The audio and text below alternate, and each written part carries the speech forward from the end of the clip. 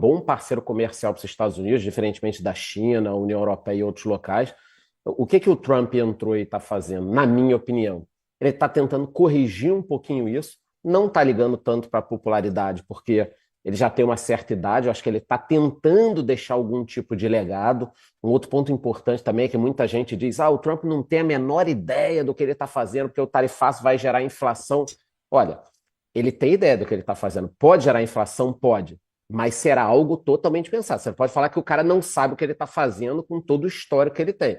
Então, o que ele está tentando fazer é rebalancear essa estrutura toda mundial da economia. Não sei se ele vai conseguir, é difícil conseguir um feito tão grande assim. Pode gerar inflação aqui nos Estados Unidos, os americanos estão com um problema de juros elevado, assim como o Brasil. Então, são tantas variáveis que fica difícil a gente explicar num curto espaço de tempo. Mas o que ele está tentando é restabelecer uma nova forma de comercializar, diminuindo o valor do dólar pelo mundo e tentando fazer com que os americanos voltem a ficar atrativos na produção, na venda, não sofram tanto com tarifas de outros países. Só que o ponto mais importante no nosso caso é que o Brasil não é um problema para os americanos. O Brasil é uma solução. A nossa balança comercial é positiva para eles. Era para a gente estar vivenciando uma situação tipo a da Argentina, não ser tarifado em nada, ou uma tarifa de 10%, ou um aperto de mão e um abraço, e é justamente o Brasil que está provocando isso, com a história da desdolarização, com reunião dos BRICS, no Brasil pregando o fim do dólar como moeda mundial. Então, eu vou devolver aí a palavra para o Renan. Goste ou não do Trump, tá? Não é isso que está na mesa. O Brasil, neste momento, especificamente o Lula, tem feito algumas provocações. Por isso que ninguém está sendo recebido, por isso que o Alckmin está negociando tarifaço na Ana Maria Braga, mostrando a meia, ou seja, ninguém está negociando nada. Foi muito mais um lobby americano, os 700 produtos que não entraram. Quer dizer, tem muita coisa na mesa e eu acho que essa prisão de hoje tem muito a ver com os próximos passos que os americanos podem fazer, não achando que ninguém tem que se meter na política de outros países, tá? Não acho que os americanos têm que se meter no Brasil, não acho que os brasileiros têm que se meter na Argentina, que nem o Lula está lá falando que a Cristina Kirchner está sendo penalizada de uma forma que não deveria. Então, tem tanta coisa no meio, mas a prisão de hoje tem tudo a ver com tarifaço. Renan, a parte política disso, qual é a motivação do Trump, internamente e externamente? Olha, enfim, essa live vai ser muito interessante. Eu até vou me colocar aqui, até, se você me permitir, em ser quase um entrevistador do Charlão. Tá. Porque esse elemento econômico, para entender o que o Trump quer com o mundo, qual seria essa reorganização global do comércio, o que ele pretende fazer, o que os economistas que ele se consulta... Uma coisa é clara, os Estados Unidos, inclusive na figura do Trump, se sente ameaçado pela China e pelos novos blocos, né? Sim. Isso é uma tentativa de parar um pouco o crescimento dos outros, ou não? Sim, eu acho que tem um elemento que é muito específico do Trump. O Trump sempre foi favorável a essa questão de tarifa. O eleitorado dele interno, especialmente aquele eleitorado que ele conquistou na vitória nos swing states, que é um eleitorado em estados em que a indústria ainda tem um papel importante, ele precisa dar uma resposta para isso. O Peter Thiel, que é um dos empresários mais importantes no universo da tecnologia nos Estados Unidos, que participou ativamente não só da eleição de 16, com uma menor ênfase, mas agora, né, na eleição de 24, o Peter Thiel foi muito claro que o Trump precisava taxar para consolidar esses eleitorados ali no Ohio, Michigan, Pensilvânia, etc. E o que ele pretende nesse jogo, que é o que eu queria também me consultar aqui, porque, enfim, é um jogo que para muita gente está confuso, porque o Trump usa as tarifas internacionalmente não só para negociações comerciais, mas também para negociações políticas. O Trump e os Estados Unidos, eles dispõem de uma ferramenta que é essencial, que é o dólar, que é a moeda corrente no comércio do mundo, e ela é usada como reserva por outros países também. E essa arma, essa ferramenta que os Estados Unidos têm, permite que ele possa discutir tanto questões geopolíticas, que eu acho que é o que mais incide sobre o Brasil, e também questões comerciais. E aí tem uma coisa, porque tem eu estava vendo um relatório que tem dois economistas muito, muito próximos que são ouvidos pelo Trump, que é o Cass e o outro é o, acho que é Stephen Miller ou Misner, eu sempre erro sobre o sobrenome dele.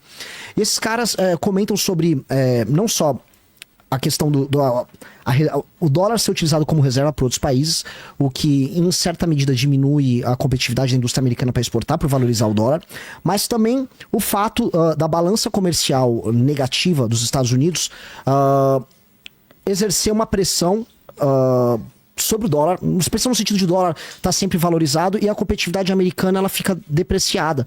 Portanto, os Estados Unidos perdem mercado. Isso é um problema que eles têm para lidar internacionalmente. E talvez uma das respostas que o tarifaço, isso eu ia perguntar, na verdade, para o Charles, essa é a primeira pergunta. Uma das respostas que os Estados Unidos estão trazendo é vir com a questão das tarifas, primeiro porque quando você encarece um produto externo para o americano, na prática o americano desvaloriza o dólar nesse jogo, o consumidor americano, e dois, ao impor para esses outros países tarifas e obrigá-los a comprar produtos americanos, como esses acordos vêm sendo desenhados, né? Os Estados Unidos eles estão basicamente assim, você vai comprar, você vai aceitar meus produtos, você vai derrubar sua tarifa. Eles geram não só um incentivo a uma industrialização, que eu também vou querer saber, assim, quero entender melhor essa ideia de industrialização que o Trump fala, porque eu acho que não é só isso que leva a uma industrialização, até pelo contrário, eu acho que boa parte das tarifas que ele coloca podem gerar problemas em em cadeias globais de produção. Então, novamente, outra coisa que eu queria me consultar também. Tô jogando várias perguntas pro Charles aqui, mas acho que é legal a gente ir botando esses elementos. E isso faz com que nessa guerra comercial, os Estados Unidos voltem a exportar para o mundo e supostamente, né, pelo menos acho que essa é a ideia do Trump e dessa turma, os Estados Unidos voltem a ser mais competitivos globalmente, você diminui esse problema que eles têm da balança comercial tá negativa. Eu acho que a sacada dele, assim, para ir para a parte política, né, tirando as perguntas que eu coloquei, a sacada dele tá em usar a tarifa como uma arma para resolver várias questões ao redor do mundo. Com o Brasil, as questões, a meu ver, são mais políticas do que tarifárias ou comerciais, porque o Brasil, os Estados Unidos têm um saldo positivo com o Brasil. Por mais que o Brasil aplique tarifas aos Estados Unidos. Então, quais são as questões políticas para a gente levantar? É a questão dos BRICS, eu acho que também é a questão dos BRICS. Também é a questão dos Estados Unidos fazerem um realinhamento da América do Sul, não só da América do Sul, mas da América como um todo, tanto que o Canadá foi outro que foi extremamente penalizado, mesmo sendo um país de primeiro mundo ali. Então, se o interesse americano não é exatamente comercial nessa briga com o Brasil, e ele não tem como exigir do Brasil os mesmos centenas de bilhões de dólares em investimento como ele fez com a União Europeia ou com o Japão, o interesse tende a ser político. E se é político, em qual tema e por quê? Eu acho que eu podia abrir aqui hoje colocando esses temas, que a gente vai tentar fazer essas descobertas ao longo da live sobre qual seria esse interesse, por que ele está interferindo nesses assuntos, e eu tenho algumas suposições e a gente pode trabalhar aqui. Manda aí, Charles.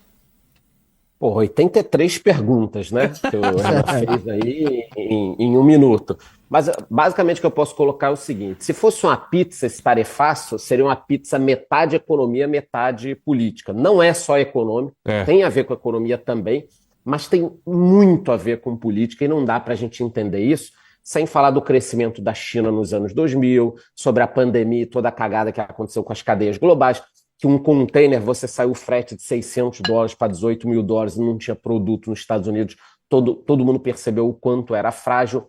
Agora, ainda no início da pergunta lá do Renan, o que eu não consigo entender desse movimento do Trump é ele partir para cima de todo mundo ao mesmo tempo. O que ele está fazendo com a Rússia, o que ele está fazendo com a China, dá para entender tranquilamente. Agora, pressionar tanto a União Europeia, pressionar tanto o Canadá, o México, a Austrália, isso tudo ao mesmo tempo é uma jogada muito grande.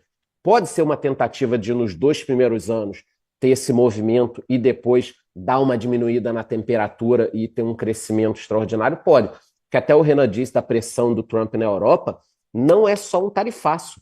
Além do tarifaço, ele está senta aqui no colinho e eu quero investimentos. São 500 bilhões, 600 bilhões, agora estão falando de 700 bilhões, fábricas aqui nos Estados Unidos. Então, não é só uma questão de você ter uma tarifa maior, tem toda uma geopolítica. E o Brasil, é importante a gente frisar isso, daqui a pouco eu vou devolver a conversa para o Renan, o Brasil está fazendo um movimento interno se utilizando desse tarifaço muito grande, porque o Lula, nesse momento, assumiu uma posição, e aí, óbvio que os sistemas de inteligência que estão monitorando isso, o próprio Trump está monitorando.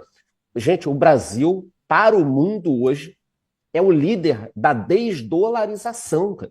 O Brasil é o líder dos BRICS. O Lula hoje fala coisas que o Putin não fala e que o Xi Jinping não fala. Porque o Xi Jinping sabe que precisa negociar com os americanos também. Então a gente age de uma forma inconsequente